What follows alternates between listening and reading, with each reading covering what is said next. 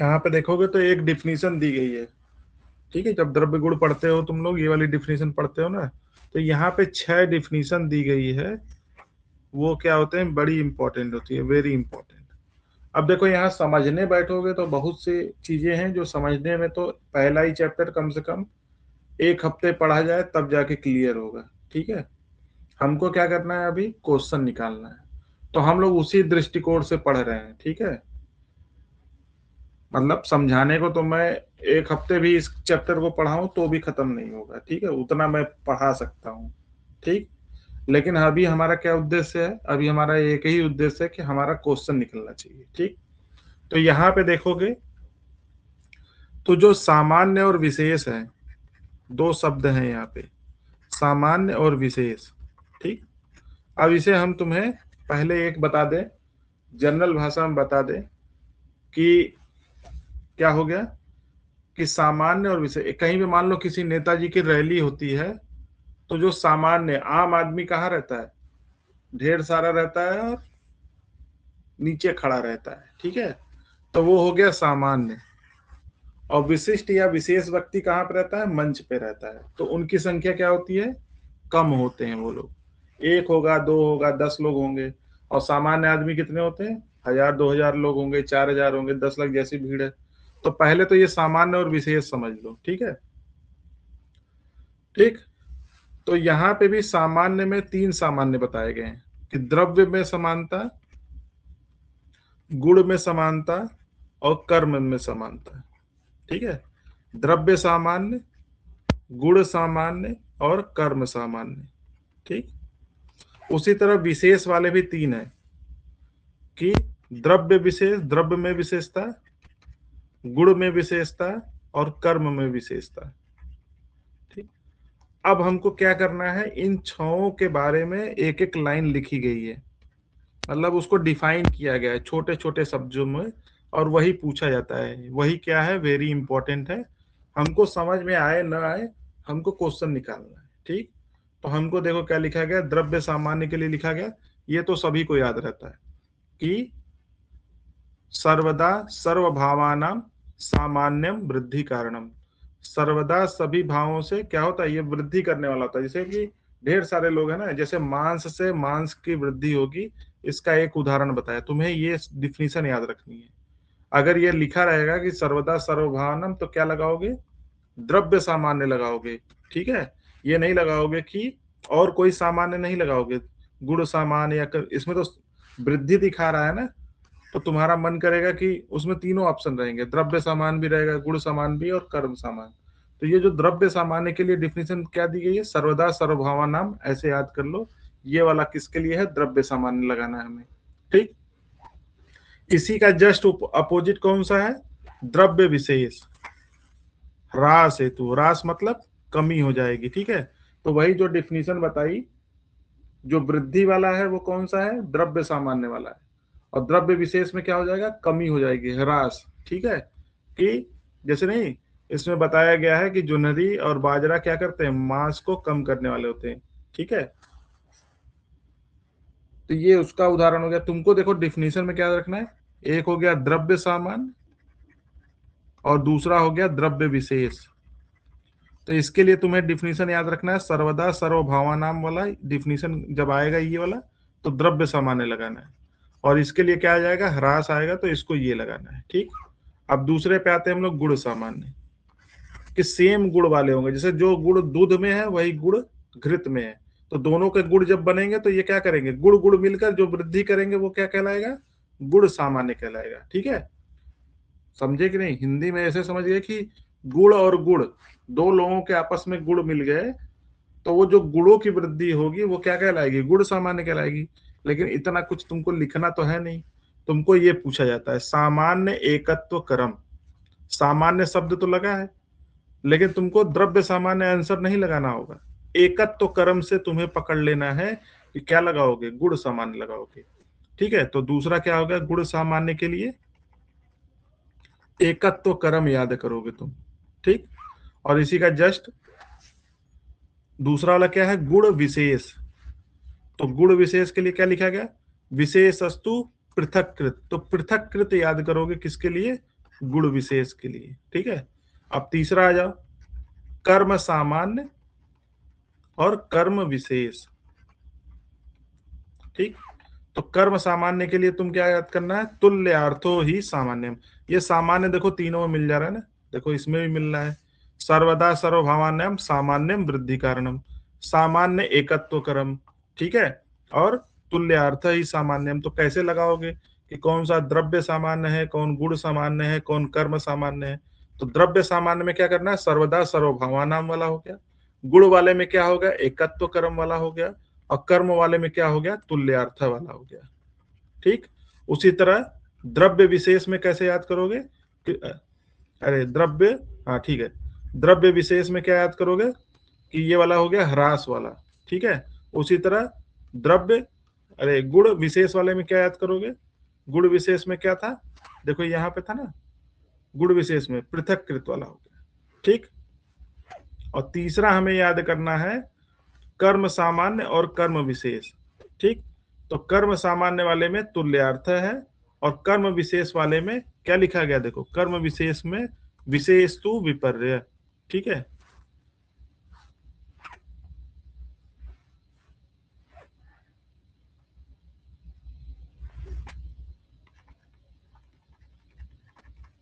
विशेषतु विपर्य।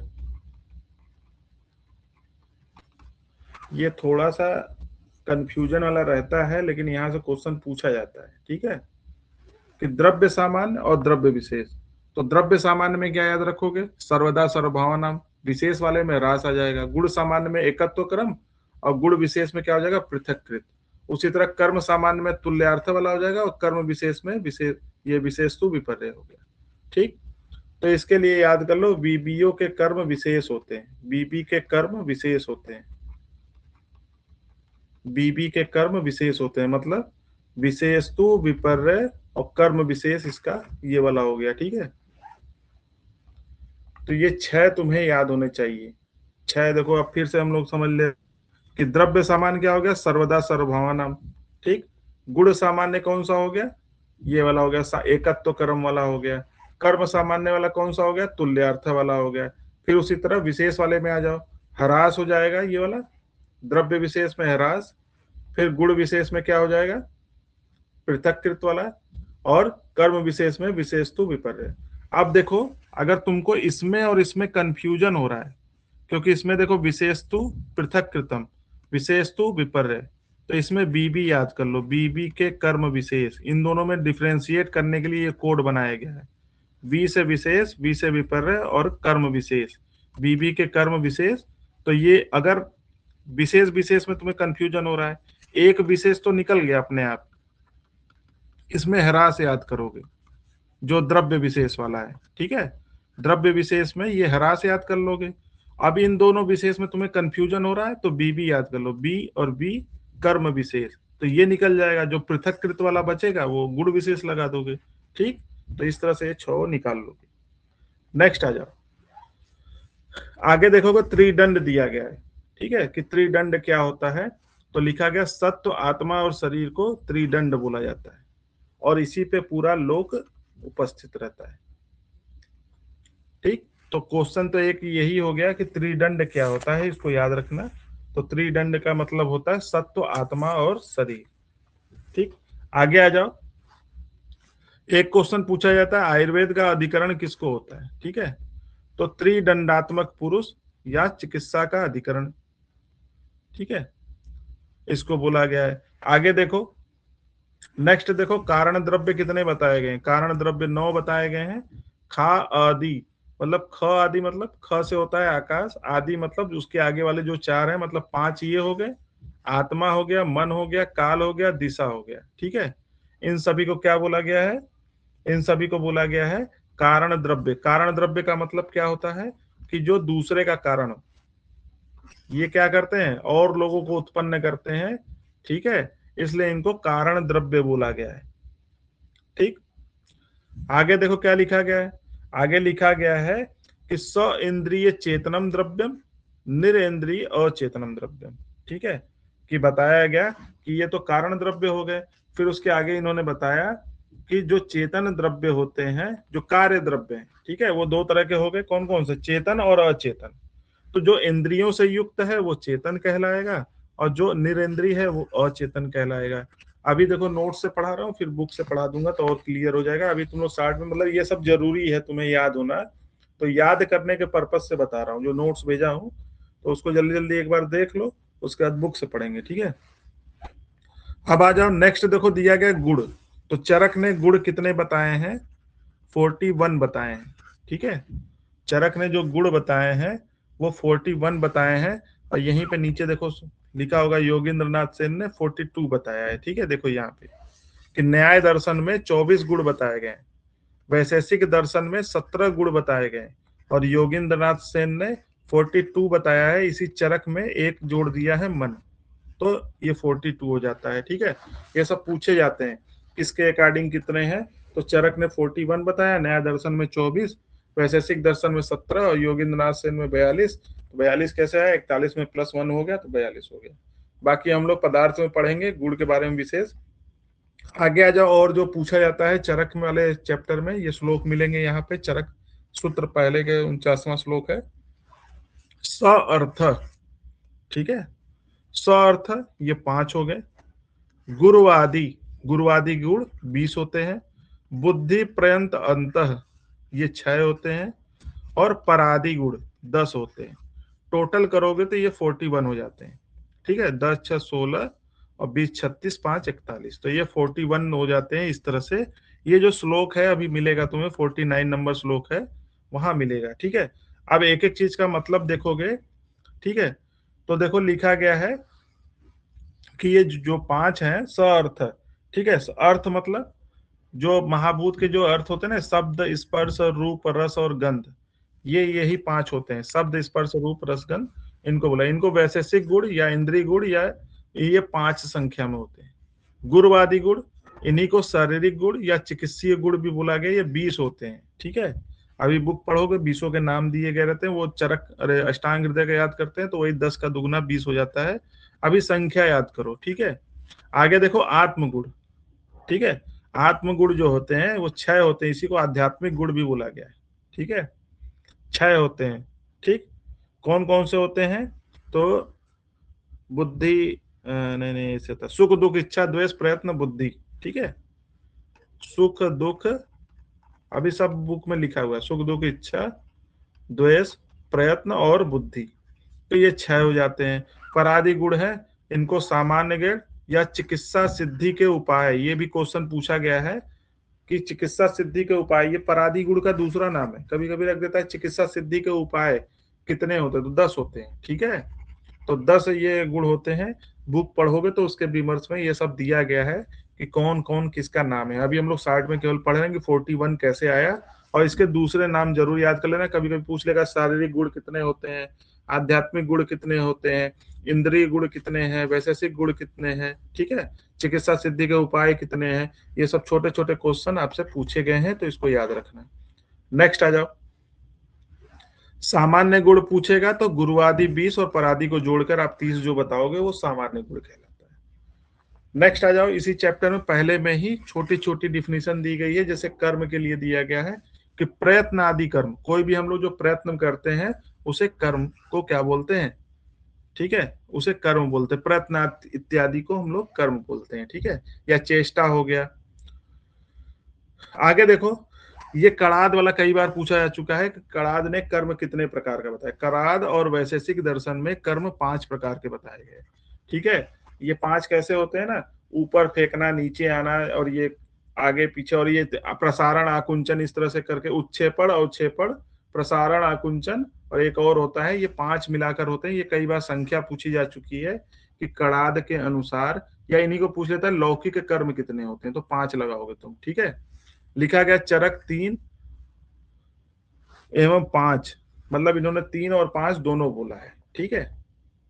चरक वाला ये वाला पूछा उछा नहीं गया है, नहीं याद करने की जरूरत नहीं। नेक्स्ट आ जाओ, समवाय की डिफिनेशन दी गई है पहले ही चैप्टर में, तो तुमको केवल एक शब्द याद रखना है, अपृथक भाव, ठीक है। और इसी को अविनाभाव बोल दिया है,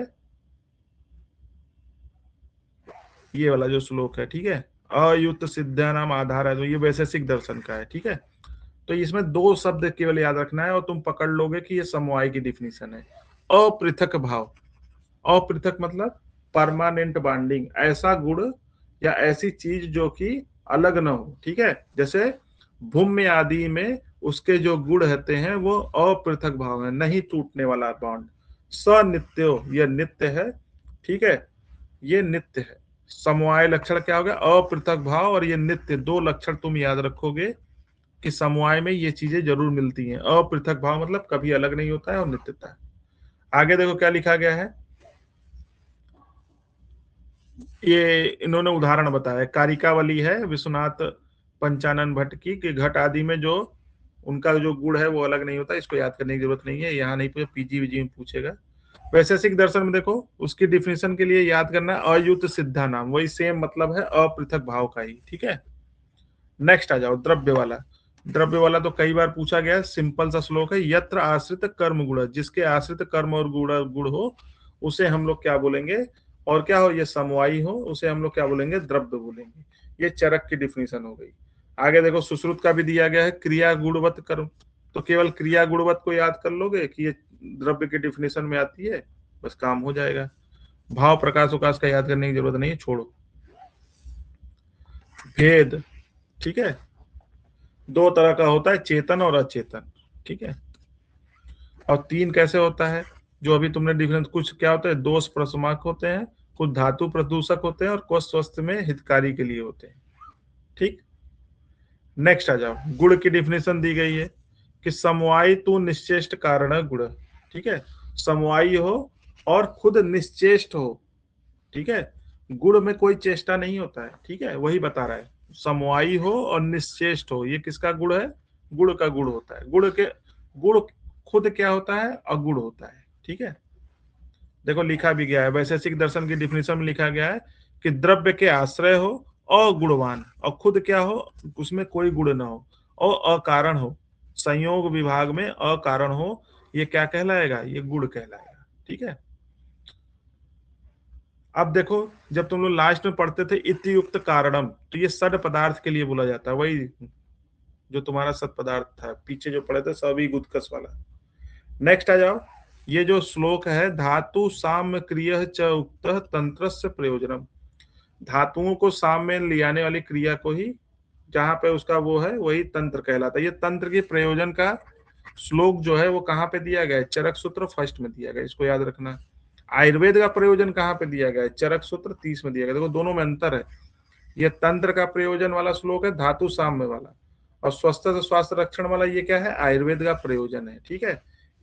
तो आयुर्वेद का प्रयोजन ये चरक का है, और ऐसा ही डिफिनेशन दिया है सुश्रुत ने, सुश्रुत के पहले चैप्टर में पढ़ोगे, जैसे इन्होंने बोल दिया स्वस्थ से स्वास्थ्य रक्षण, जो स्वस्थ है उसके स्वास्थ्य को बनाए रखो और आतुर के विकार का प्रशमन करो, ठीक है।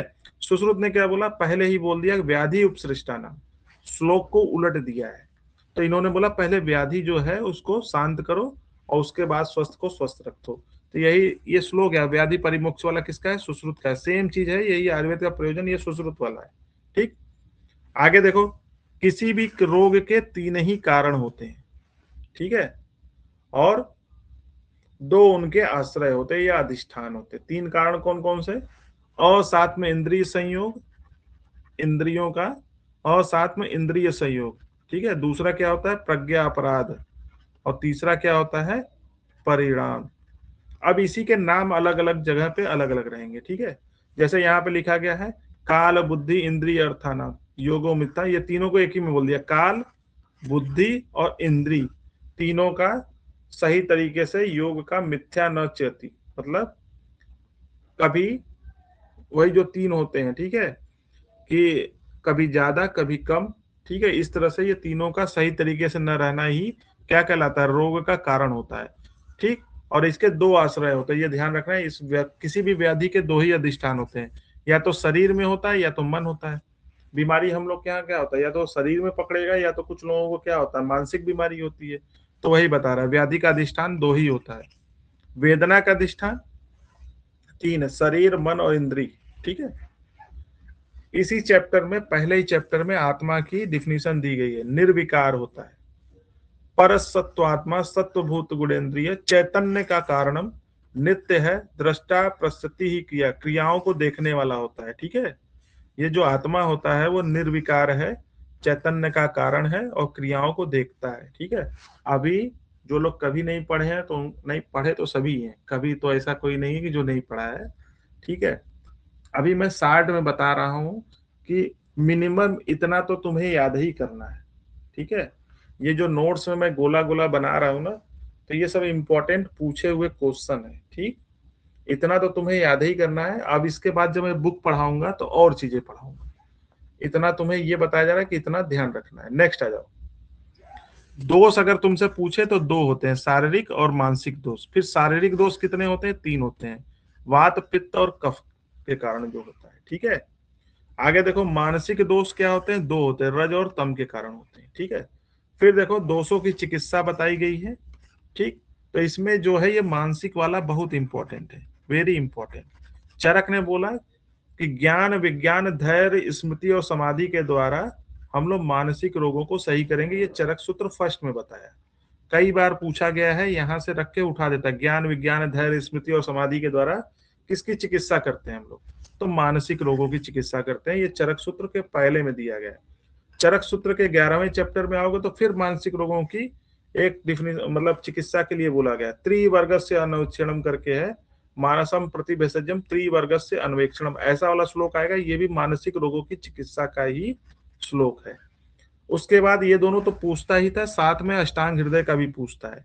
अष्टांग हृदय ने मनोदोष औषधम परम, मनोदोष की औषध परम मतलब सबसे श्रेष्ठ चिकित्सा बताया, धी धैर्य आत्म आदि विज्ञानम। ठीक है, तो ये पूरी डिफिनेशन क्या है? मनोदोष की चिकित्सा है। तो मनो मानसिक रोगों की चिकित्सा के 3 श्लोक तुम्हें याद रखने हैं। श्लोक नहीं, ध्यान रखना है कि कौन सा निकालना है। ज्ञान विज्ञान वाला है, ज्ञान विज्ञान धैर्य स्मृति समाधि, या त्रिवर्ग से अन्वेक्षणम आए, या धी धैर्य आत्मा आदि मनोदोष औषधम परम। ठीक है, तो ये किसका? ये मनोदोष औषधम परम, ये वाग्भट का है। एक बार ये भी पूछा गया कि किस आचार्य ने बोला है, तो वाग्भट ने बोला है। ठीक है, नेक्स्ट आ जाओ। दोषों के गुण दिए गए हैं, ये सब बेसिक है कि वात के गुण सभी लोग जानते हो। चरक ने बताया रुक्ष शीत लघु सूक्ष्म चल विशद और खर, 1 2 3 4 5 6 7, यहाँ पे 7 गुण बताए। ठीक है, अभी आगे उन्होंने 6 ही बताया है। अच्छा, यहाँ पे नहीं दिया, जब आएगा तो बताऊंगा। अभी याद रखो, रुक्ष शीत लघु सूक्ष्म चल विशद और खर। ठीक, सुश्रुत ने क्या बोला? वायु के गुण में बहुत इंपॉर्टेंट है ये भी। वात को बोला कि खुद तो अव्यक्त है, अव्यक्त, लेकिन इसके कर्म क्या होते हैं? व्यक्त कर्म। एक आदमी है, खुद तो दिखाई नहीं देता है लेकिन उसके काम दिखाई देते हैं। ठीक है, हवा है, दिखाई देती है? नहीं दिखाई देती है। खुद तो अव्यक्त है लेकिन जब किसी को टच करके चली जाती है, तो अभी क्या है, ठंडी के दिन में ठंडी हवा लग रही है हमें, तो पता चलता है अच्छा यहाँ तो हवा चल रही है, दिखाई दे रहा है? नहीं। तो यही पूछा जाता है। तो सुश्रुत ने बोला कि बात क्या है? अव्यक्त है लेकिन उसके कर्म व्यक्त है। और क्या है? रुक्ष है, शीत है, लघु है, खर है, तिर्यक चलने वाली है। ठीक है, और रजो बहुल, रज की बहुलता होती है। ऐसा ही वाग्भट ने भी बोला है, रुक्ष लघु शीत खर सूक्ष्म चल अनिल, सेम है। एक का याद कर लो, जो थोड़ा सा अलग है उसको और एक्स्ट्रा याद कर लो। ठीक है, रुक्ष शीत लघु सूक्ष्म चल और विशद खर याद कर लोगे, सभी में है। अव्यक्त व्यक्त कर्मा याद कर लो, इनका याद हो जाएगा। नेक्स्ट आ जाओ। चरक ने पित्त के गुण क्या बताया? सस्नेह, जब भी स किसी के आगे लग जाए इसका मतलब होता है ईसत, मतलब कम मात्रा में। तुम बोलोगे कि स्नेह तो इसमें भी है और कफ वाले में भी स्नेह होता है, दोनों में अंतर क्या हो गया? तो यहाँ पे स लग गया, इसका मतलब होता है थोड़ा कम। ठीक है, स्नेह की मात्रा होती है लेकिन कम होती है। पित्त में आग लगाने के लिए थोड़ी सी घी चाहिए ही ना, तभी तो आग लगती है। ठीक है, हवन करने के लिए तो थोड़ी मात्रा होती है। पित्त में सस्नेह, उष्ण होता है, तीक्ष्ण होता है, द्रव है, अम्ल है, सर है, कटु है। ठीक, ऐसा ही सुश्रुत ने भी बताया कि पित्त तीक्ष्ण है, द्रव है, पूती है, नील है, कलर नील, पीत उष्ण होता है, कटु रस वाला होता है, और विदग्ध हो जाने पर अम्ल हो जाता है। ये क्वेश्चन खूब पूछा जाता है। अभी जब सुश्रुत पढ़ोगे तो बताया जाएगा कि सुश्रुत ने नॉर्मल जो उसके गुण बताए हैं कि पित्त है, तीक्ष्ण है, द्रव है, ये सारी चीजें हैं। और जब विदग्ध हो जाता है तो क्या हो जाता है? ये क्वेश्चन पूछा जाता है, जब पित्त विदग्ध होता है तो अम्ल में कन्वर्ट हो जाता है। ठीक, देखो बहुत कठिन चीजें नहीं बता रहा हूँ, ठीक है, याद करना पड़ेगा, इतनी चीजें तो पढ़नी पड़ेंगी, ठीक है। अब आ जाओ, चरक का हो गया, सुश्रुत का हो गया, वाग्भट का देखो, वाग्भट ने भी सेम बोला है, स स्नेह तीक्ष्ण उष्ण लघु विस्र सर द्रव, ठीक। तो एक का याद करोगे सबका याद हो जाएगा, जो थोड़ा सा अलग है उसको याद करना है कि इनका हो गया। कफ के गुण आ जाओ, गुरु है, शीत है, मृदु है, ठीक है, स्निग्ध है, मधुर है, स्थिर है, पिच्छिल है। सेम चीज इन्होंने भी बोला है, श्वेत श्वेत गुरु स्निग्ध शिथिल, कुछ अलग से याद करना ही करना है। और यहाँ पे जो याद करना है वो क्या है, कि जब सुश्रुत ने बोला विदग्ध हो जाता है तो लवण हो जाता है, यही क्वेश्चन पूछा जाएगा सुश्रुत का, ठीक है। कि पित्त विदग्ध होता है तो क्या होता है, अम्ल हो जाता है, और कफ विदग्ध होता है तो लवण हो जाता है, ऐसा सुश्रुत ने बताया। बाकी तो ये तो सेम ही है, कॉमन है, ठीक। नेक्स्ट आ जाओ, यहाँ पे देखो रस के बारे में आगे जब तुम लोग चरक सूत्र फर्स्ट में ही बुक पढ़ोगे तो आगे देखोगे रस के लिए बोला गया है, ठीक है। तो यहाँ पे एक श्लोक लिखा गया है, रसनार्थो रसस्य, मतलब इसकी डिफिनीशन दी गई है, ठीक है, रसना के द्वारा जो ग्राह्य होती है। और इसमें बताया कि पांचों महाभूत होते हैं। आगे देखो कुछ क्वेश्चन जो पूछे जाते हैं, ये पहला क्वेश्चन याद रखना, तुमसे पूछा जाता है रस की योनि क्या है, तो क्या लगाओगे, जल, पूछा हुआ क्वेश्चन है, याद रखना।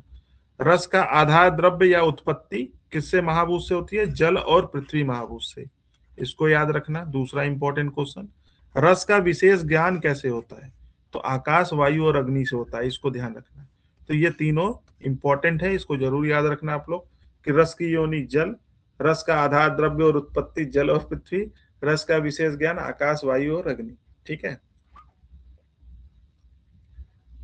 एक लड़का फोन किया था, मतलब स्टूडेंट समझ लो, लड़का, तो हमसे पूछ रहा है कि बॉस आप जितना पढ़ाएंगे, ठीक है, उसमें से कितना क्वेश्चन फंस जाएगा। हमने कहा कि इतना ही हमको पता होता है कि कौन कौन सा क्वेश्चन आना है, फिर काहे को बात है, ठीक है।